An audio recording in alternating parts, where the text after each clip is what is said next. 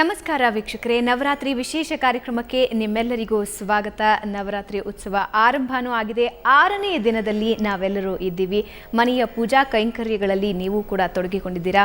ಇವತ್ತು 6ನೇ ದಿನ. 6ನೇ ದಿನದ ವಿಶೇಷತೆ ಏನು, ದುರ್ಗೆಯನ್ನ ಯಾವ ಅವತಾರದಲ್ಲಿ ಇವತ್ತು ಪೂಜಿಸಲಾಗುತ್ತೆ, ಪೂಜಾ ಕೈಂಕರ್ಯಗಳ ವಿಧಿವಿಧಾನಗಳೇನು, ಇವೆಲ್ಲವನ್ನ ನಿಮಗೆ ತಿಳಿಸ್ಕೊಡ್ತೀನಿ. ಮತ್ತೊಮ್ಮೆ ಕಾರ್ಯಕ್ರಮಕ್ಕೆ ಸ್ವಾಗತ. ಅರ್ಚಿಸುವೆ ಶಕ್ತಿ ರೂಪಿಣಿ ದೇವಿ, ಮುಕ್ತಿ ಮಾರ್ಗ ತೋರೆನಗೆ ದುರ್ಗಾ ಪರಮೇಶ್ವರಿ.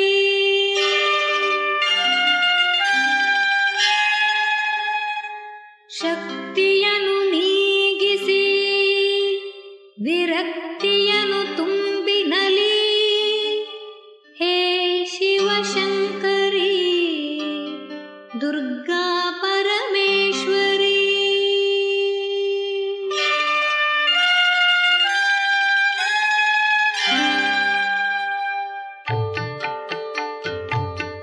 ಇವತ್ತಿನ ದಿನದ ವಿಶೇಷತೆಯನ್ನ ತಿಳಿಸ್ಕೊಡೋದಕ್ಕೆ ಧಾರ್ಮಿಕ ಚಿಂತಕರು ಮತ್ತು ಖ್ಯಾತ ಜ್ಯೋತಿಷಿಗಳಾಗಿರುವಂತಹ ಗೋಪಾಲಕೃಷ್ಣ ಶರ್ಮಾ ಅವರು ನಮ್ಮ ಜೊತೆ ಇದ್ದಾರೆ. ಗುರುಜಿ, ಕಾರ್ಯಕ್ರಮಕ್ಕೆ ಸ್ವಾಗತ.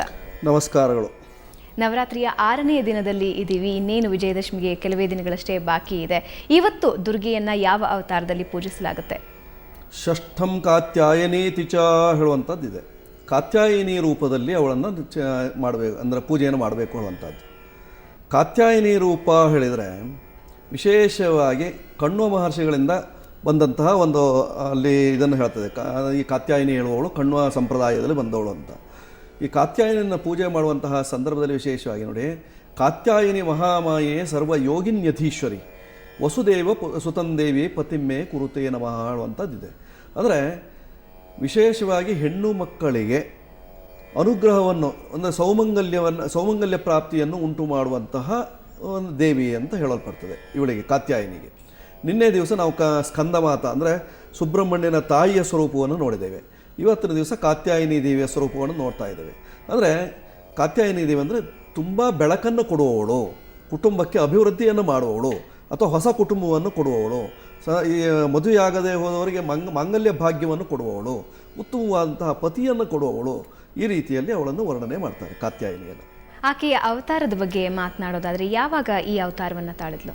ನೋಡಿ, ಕಾತ್ಯಾಯಿನಿ ಸಾಧಾರಣ ಈಗ ನಾವು ಚಿಂತನೆಯನ್ನು ಮಾಡೋದಿದ್ರೆ ಈ ಶುಂಭ ನಿಶುಂಭರ ವಧಾಕಾರದಲ್ಲಿ ಕಾತ್ಯಾಯಿನಿ ಸ್ವರೂಪವನ್ನು ನಾವು ಚಿಂತನೆ ಮಾಡ್ತೇವೆ. ಶುಂಭ ಮತ್ತು ನಿಶುಂಭರನ್ನು ಹನನ ಮಾಡುವಂತಹ ಸ್ವರೂಪವನ್ನು ಹೇಳುವಂಥದ್ದು. ಮತ್ತು ಇವಳನ್ನು ನಾವು ಅದರ ಹಿನ್ನೆಲೆಯನ್ನು ನಾವು ನೋಡೋದಿದ್ರೆ, ಈ ವಸುದೇವ ದೇವಕಿಯರಿಗೆ 8ನೇ ಗರ್ಭ ಆದ ನಂತರದಲ್ಲಿ ಕಂಸ ಮಹಾರಾಜ ಏನು ಮಾಡ್ತಾನೆ ಅಂತಂದರೆ, ಆ ಕೃಷ್ಣನ ಅಲ್ಲಿ ನಂದಗೋಪನ ಇದಕ್ಕೆ ಕರ್ಕೊಂಡು ಹೋಗಿಬಿಟ್ಟಿರ್ತಾರೆ. ಆದರೆ 8ನೇ ಗರ್ಭ ಆಗಲಿಲ್ವಲ್ಲ ಹೇಳುವಂತಹ ಇದರಲ್ಲಿ ಕಂಸ ತಳಮಳಗೊಳ್ತಾನೆ. ಆ ಸಂದರ್ಭಕ್ಕೆ ಸರಿಯಾಗಿ ಏನಾಗಿರ್ತದೆ, ಆ ನಂದಗೋಪನ ಮನೆಯಲ್ಲಿ ಬಿಟ್ಟ ನಂತರದಲ್ಲಿ ವಸುದೇವ ಇವಳನ್ನು ತೊಗೊಂಡು ಬರ್ತಾನೆ. ಅವಳು ಈ ಚಂಡಿ ಅಲ್ಲಿ ಅವತಾರವನ್ನು ಎತ್ತಿರ್ತಾಳೆ. ಅವಳಿಗೆ ಕಾತ್ಯಾಯಿನಿ ಅಂದರೆ ವಿಶೇಷವಾದಂಥ ಬೆಳಕನ್ನು ಕೊಡುವವಳು ಅಂತ ಹೇಳ್ತಾರೆ. ಆ ಕಾತ್ಯಾಯಿನಿಯನ್ನು ಇವನು ತಂದಿರ್ತಾನೆ. ಆ ಮಗುವೇ ತನಗೆ 8ನೇ ಗರ್ಭ ಗಂಡಾಗಬೇಕಿತ್ತು, ಹೆಣ್ಣಾಯ್ತಲ್ಲ ಹೇಳಕಂತ ಹೇಳಿ, ಆದರೂ ಸಹಿತವಾಗಿ ಅವಳನ್ನು ಕೊಲ್ಲಬೇಕು ಹೇಳಿ 2 ಕಾಲನ್ನು ಎತ್ತಿ ಅವನು ಬಂಡೆಗೆ ಬಡಿಲಿಕ್ಕೆ ನೋಡ್ತಾನೆ ಕಂಸ. ಆ ಸಂದರ್ಭದಲ್ಲಿ ಕೈ ಜಾರಿ ಹೋಗಿ ಆಕಾಶದಲ್ಲಿ ನಿಂತು ಅವಳ ಅಶರೀರವಾಣಿಯ ಮೂಲಕವಾಗಿ ಅವನಿಗೆ ಹೇಳ್ತಾಳೆ, ನಿನ್ನನ್ನು ಕೊಲ್ಲುವಂತಹ ಒಬ್ಬ ವ್ಯಕ್ತಿ ಅಂದರೆ ಶ್ರೀಕೃಷ್ಣ ಪರಮಾತ್ಮ ಸ್ವರೂಪದಲ್ಲಿ ಅಲ್ಲಿ ನಂದಗೋಪನ ಗ್ರಹದಲ್ಲಿ ಬೆಳೀತಾ ಇರ್ತಾಳೆ ಹೇಳಿ ಹೇಳಿಬಿಟ್ಟು ಇವಳು ಮಾಯವಾಗ್ತಾಳೆ. ಅವಳನ್ನು ಕಾತ್ಯಾಯಿನಿ ಹೇಳಿದ್ದಾರೆ. ಇದು ಪೌರಾಣಿಕವಾಗಿ ಬರುವಂಥದ್ದು. ಅದು ಆ ಕಾತ್ಯಾಯಿನಿ ದೇವಿಯನ್ನು ವಿಶೇಷವಾಗಿ ಇವತ್ತಿನ ದಿವಸ ಪೂಜೆ ಮಾಡ್ತಾರೆ. ಪೂಜೆ ಮಾಡೋದರಿಂದ ತುಂಬ ವಿಶೇಷತೆ ಇದೆ ಹೇಳುವಂಥದ್ದು. ಇವತ್ತಿನ ದಿವಸ ಷಷ್ಠಿ ತಿಥಿಯ ದಿವಸ ಅಂದರೆ 6ನೇ ದಿವಸ ಕಾತ್ಯಾಯಿನಿ ದೇವಿಯನ್ನು ಆರಾಧನೆ ಮಾಡೋದರಿಂದ ಸೌಮಂಗಲ್ಯ ಪ್ರಾಪ್ತಿ ಮೊದಲನೇದಾಗಿ, ಇನ್ನೆರಡನೇದಾಗಿ ವಿವಾಹ ಪ್ರಾಪ್ತಿ ಆಗುವಂಥದ್ದು. ಷಷ್ಠಿಗೂ ಮತ್ತು ಕಾತ್ಯಾಯಿನಿಗೂ ತುಂಬ ಸಂಬಂಧ ಇದೆ. ಪಾರ್ವತಿಯ ಮಗನೇ ಸುಬ್ರಹ್ಮಣ್ಯ. ಈ ಸುಬ್ರಹ್ಮಣ್ಯ ಸ್ವರೂಪವನ್ನು ಇವತ್ತಿನ ದಿವಸ ನಾವು ನೋಡ್ತೇವೆ. ಷಷ್ಠಿ ತಿಥಿಗೆ ಅಧಿಪತಿ ಗುಹ ಸುಬ್ರಹ್ಮಣ್ಯ. ಆದ್ದರಿಂದ ಸುಬ್ರಹ್ಮಣ್ಯನನ್ನು ಮತ್ತು ಕಾತ್ಯಾಯಿನಿಯನ್ನು ವಿಶೇಷವಾಗಿ ಪೂಜೆ ಮಾಡಬೇಕು ಇವತ್ತಿನ ದಿವಸ. ಅಲ್ಲದೆ ಇವತ್ತಿನ ಪೂಜಾ ಕೈಂಕರ್ಯಗಳನ್ನು ನೋಡೋದಾದ್ರೆ ಮತ್ತೆ ನೈವೇದ್ಯವನ್ನು ಏನಾಗಿ ಅರ್ಪಿಸಲಾಗುತ್ತೆ? ನೋಡಿ, ಪೂಜಾ ಕೈಂಕರ್ಯದಲ್ಲಿ ಸಾಧಾರಣವಾಗಿ ಇವತ್ತಿನ ದಿವಸ ಮಾಮೂಲಿಯಾಗಿ ಶ್ರೀ ಮಹಾಕಾಳಿ ಮಹಾಲಕ್ಷ್ಮಿ ಮಹಾಸರಸ್ವತಿ ಸ್ವರೂಪಿಣಿ ಶಕ್ತಿ ತ್ರಿಯಾತ್ಮಕ ಶ್ರೀ ಜಗದಂಬಾ ಪ್ರೀತ್ಯರ್ಥಂ ಕಾತ್ಯಾಯನಿ ಪೂಜಾಂಕರಿಷ್ಯೆ ಅಂತ ನಾವು ಸಂಕಲ್ಪವನ್ನು ಮಾಡಿಕೊಂಡು ಗಣಪತಿ ಪೂಜೆ, ಕಲಶ ಪೂಜೆ, ಮಾಮೂಲಿಯಾಗಿ ಏನೇನು ಕ್ರಮಗಳಿದ್ದಾವೆ ಆ ಕ್ರಮದಂತೆ ಪೂಜೆಯನ್ನು ಮಾಡಿಕೊಂಡಂತಲ್ಲಿ ಪುಷ್ಪಾರ್ಚನೆ, ಬಿಲ್ವಾರ್ಚನೆ ಇತ್ಯಾದಿಗಳೆಲ್ಲ ನಡೆಯುತ್ತೆ. ಅಷ್ಟೋತ್ತರ ಶತನಾಮ, ಸಹಸ್ರನಾಮ ಪೂಜೆ ಇವೆಲ್ಲ ಆದ ನಂತರದಲ್ಲಿ ಧೂಪದೀಪ ಬೆಳಗುವಾಗ ನೈವೇದ್ಯವನ್ನು ವಿಶೇಷವಾಗಿ ನಾವು ಮಾಡುವಂಥದ್ದು. ಆ ನೈವೇದ್ಯ ಮಾಡುವಂತಹ ಸಂದರ್ಭದಲ್ಲಿ ಇವತ್ತಿನ ದಿವಸ ಅವಳಿಗೆ ತುಂಬ ಪ್ರೀತಿಯಾಗಿರುವಂಥದ್ದು ಅಂತಂದರೆ ಭಕ್ಷ್ಯ ಭೋಜ್ಯಾದಿಗಳು ಅಂತ ಹೇಳ್ತಾರೆ. ಈ ನೈವೇದ್ಯವನ್ನು ಮಾಡುವಂತಹ ಸಂದರ್ಭದಲ್ಲಿ ಪಾಯಸವನ್ನೇ ಮಾಡಬೇಕು, ಅಕ್ಕಿ ಪಾಯಸವನ್ನೇ ಮಾಡಬೇಕು ಅಂತಲ್ಲ, ಇವತ್ತಿನ ದಿವಸ ಕರಬೂಜದ ಪಾಯಸವನ್ನು ಮಾಡಿ ನೈವೇದ್ಯ ಮಾಡ್ಬೋದು. ಅದರಿಂದ ಹೋದರೆ ಇದು ಯಾವುದು ಅಂತಂದರೆ ಕೂಷ್ಮಾಂಡದಲ್ಲೇ ಮತ್ತೊಂದು ರೀತಿಯ ಪುರ್ತಳಕಾಯಿ ಅಂತ ಹೇಳ್ತಾರೆ ದಕ್ಷಿಣ ಕನ್ನಡದಲ್ಲಿ. ಇದರಿಂದ ಕಾಯಿಯ ನೈವೇದ್ಯವನ್ನು ಇದು ಪಾಯಸಕ್ಕೆ ಉಪಯೋಗಿಸ್ಕೊಳ್ಬೋದು. ಪಾಯಸ ತುಂಬ ಪ್ರೀತಿಯಾಗಿರುವಂಥದ್ದು ಕಾತ್ಯಾಯಿನಿ ದೇವಿಗೆ ಇವತ್ತಿನ ದಿವಸ. ಅದು ಈ ಪಂಚಾನ್ನದ ಜೊತೆಗೆ ಮಾಡುವಂಥದ್ದು, ಅನ್ನ, ಚಿತ್ರಾನ್ನ, ಪರಮಾನ್ನ ಇವೆಲ್ಲ ಏನಿದೆಯೋ ಅದರ ಜೊತೆಯಲ್ಲೇ ಇವತ್ತು ಪಾಯಸವನ್ನು ಮಾಡ್ಬೋದು. ನಾವು ಈ 4-5 ದಿನಗಳನ್ನ ನಾವು ನೋಡಿದಾಗ ಎಲ್ಲವೂ ಕೂಡ ಅನ್ನಕ್ಕೆ ಸಂಬಂಧಪಟ್ಟಿದ್ದು. ಖಂಡಿತವಾಗಿ ಅಲ್ಲಿ ಆ ದೇವಿ ಇದರಲ್ಲೇ ಬರ್ತದೆ. ವಿಶೇಷವಾಗಿ ಪಾಯಸ ಅನ್ನ ಪ್ರಿಯ ತ್ವಕ್ಸ್ಥ ಪಶುಲೋಕ ಭಯಂಕರಿ ಅಂತ ಬರ್ತದೆ, ಲಲಿತಾ ಸಹಸ್ರನಾಮದಲ್ಲಿ ಬರ್ತದೆ. ಇದು ಪಾಯಸನ್ನ ಇಲ್ಲದೆ ಹೋದರೆ ದೇವಿ ಖಂಡಿತವಾಗಿಯೂ ಪ್ರೀತಿ ಆಗೋದಿಲ್ಲ. ಪ್ರತಿ ದಿವಸವೂ ಪಾಯಸನ್ನ ಬೇಕೇ ಬೇಕು. ಅದು ಒಮ್ಮೆ ಇದು ಮಾಡಿಲ್ಲ ಅಂದರೆ ಪಶುಲೋಕ ಭಯಂಕರಿ. ಕೊಟ್ಟಿಗೆಯಲ್ಲಿ ಅಂದರೆ ಹಿಂದೆಲ್ಲ ಕೊಟ್ಟಿಗೆ ಕಟ್ಕೊಳ್ತಿದ್ರು, ದನಕರುಗಳನ್ನೆಲ್ಲ ಕಟ್ಕೊಳ್ತಿದ್ರು. ಆ ಕೊಟ್ಟಿಗೆಯಲ್ಲಿ ಭಯಂಕರವಾಗಿ ವಿಜೃಂಭಿಸ್ತಿದ್ವು ಅಂತ. ಈಗ ಅಲ್ಲಿಯ ದನಕರುಗಳೆಲ್ಲ ಹೆದರ್ತಿದ್ವು ಅಂತ. ಆದ್ದರಿಂದ ಮೊದಲಿನಿಂದಲೂ ಸಹಿತವಾಗಿ ಪದ್ಧತಿ ಏನು ಅಂದರೆ ಪಾಯಸ ಅನ್ನ ನೈವೇದ್ಯವನ್ನು ನಾವು ಇಲ್ಲಿ ಈಗ ಏನೋ ಅಂದರೆ ಪಂಚಫಲಗಳನ್ನು ಅಥವಾ ಅಷ್ಟಫಲಗಳನ್ನು ಇಟ್ಟು ನೈವೇದ್ಯ ಮಾಡುವಂತಹ ಪದ್ಧತಿ ಇತ್ತಲಾಗಿ ಬಂದಿದ್ದು. ಮೊದಲೆಲ್ಲ ಅನ್ನವೇ ತುಂಬ ವಿಶೇಷವಾಗಿತ್ತು. ಅದಕ್ಕೆ ಬ್ರಹ್ಮರಸ ಅಂತ ಹೆಸರು. ಇದು ಪ್ರತಿಯೊಬ್ಬನ ಶರೀರಕ್ಕೂ ಸಹಿತವಾಗಿ ಬ್ರಹ್ಮರಸ ಸೇರಲೇಬೇಕು. ಅದಿಲ್ಲದೆ ಹೋದರೆ ಅಂದರೆ ಅವನಿಗೆ ಸರಿಯಾದ ಪ್ರಾಣಗಳು ಉಳಿಯೋದಿಲ್ಲ ಅಂತ. ಹೀಗಾಗಿ ಆ ತ್ರಾಣವನ್ನು ಕೊಡುವವಳು ಈ ಅನ್ನಪೂರ್ಣೇಶ್ವರಿ. ಓಕೆ, ಇವತ್ತು ಯಾವ ಪುಷ್ಪವನ್ನು ಇಟ್ಟು ಪೂಜಿಸಲಾಗುತ್ತೆ? ನೋಡಿ, ಕಾತ್ಯಾಯಿನಿ ದೇವಿಗೆ ಸಾಧಾರಣವಾಗಿ ವಿಶೇಷವಾಗಿ ಮುಳ್ಳಿನಿಂದ ಇರುವಂಥದ್ದು ಗುಲಾಬಿ ಹೂವು ತುಂಬ ಪ್ರೀತಿ ಉಳ್ಳಂಥದ್ದು. ಆ ಮುಳ್ಳ ಏನೋ ಇರ್ತದೆ, ಅದು ಕಂಟಕ ಪುಷ್ಪ ಅಂತ ಹೇಳ್ತೇವೆ ನಾವು. ಆ ಕಂಟಕ ಪುಷ್ಪಾದಿಗಳು ಯಾವುದೇ ಬಂದಿದ್ದರೂ ಸಹಿತವಾಗಿ ಅದರಿಂದ ಪೂಜೆಯನ್ನು ಮಾಡೋದ್ರಿಂದ ತುಂಬ ಒಳ್ಳೆಯದಾಗುತ್ತದೆ. ಈ ಕೇತಕಿ ಪುಷ್ಪ ಅಂತ ಹೇಳ್ತೇವೆ. ಆ ಕೇತಕಿ ಪುಷ್ಪವೂ ಸಹಿತವಾಗಿ ಒಳ್ಳೆಯದು. ಅದನ್ನು ಮೇಲ್ಮುಖವಾಗಿ ಇಡೋದ್ರಿಂದ ತುಂಬ ಪ್ರೀತಿ ಆಗ್ತದೆ ಅಂತ ಹೇಳುವಂಥದ್ದು.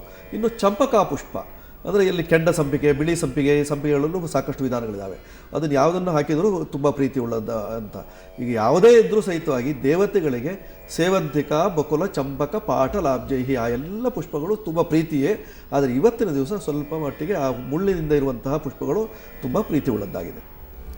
ಮುಳ್ಳಿನಿಂದ ಇರುವಂತಹ ಗುಲಾಬಿ ಪುಷ್ಪ ಮತ್ತು ಭಕ್ಷ್ಯ ಭೋಜನ. ಹಾಗಾದ್ರೆ ಕಾತ್ಯಾಯಿನ ಸ್ವಭಾವವನ್ನ ನಾವು ಮಾತಾಡೋದು ಸಾತ್ವಿಕ ಸ್ವಭಾವನ ಅಥವಾ ತಾಮಸ ಸ್ವಭಾವ ಒಳಗೊಂಡು? ನೋಡಿ, ಕಾತ್ಯಾಯಿನಿ ಹೇಳುವವಳು ಸಾತ್ವಿಕಳು ಹೌದು, ತಾಮಸಿಯೂ ಹೌದು.